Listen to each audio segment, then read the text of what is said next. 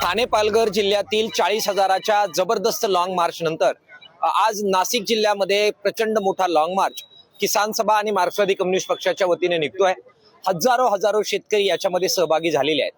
Forest right ऍक्टची म्हणजेच वनाधिकार कायद्याची अंमलबजावणी करा ही प्रमुख मागणी या आंदोलनामध्ये आहे।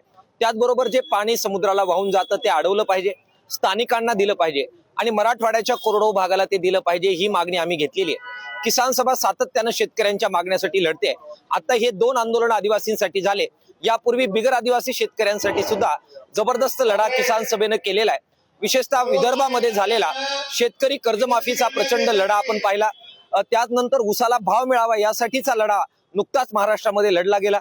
अतिवृष्टीमध्ये जे शेतकऱ्यांचं प्रचंड नुकसान झालं त्याच्यासाठीच किसान सभा लढली। शक्तीपीठमध्ये ज्या जमिनी जात आहेत यासाठी किसान सभा लढते आहे। सरकार मात्र आंदोलनापुरतं या मागण्या मान्य करतं, मात्र अंमलबजावणीची जेव्हा वेळ येते त्यावेळी दुर्लक्ष करण्यात येतं।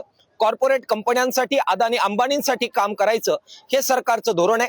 त्यांच्या संबंध साधन संपत्तीच्या जोरावर, अदानी अंबानीच्या साधन संपत्तीच्या जोरावर या सरकारची सत्ता टिकून आहे। दुसऱ्या बाजूला मात्र संबंध महाराष्ट्र त्या बदल्यामध्ये आनंद देण्याचं काम बीजेपीचं सरकार महाराष्ट्रात आणि देशात करत आहे। त्याच्या विरोधातला हा असंतोष या मोर्चाच्या निमित्तानं महाराष्ट्रात व्यक्त होताना दिसतो आहे।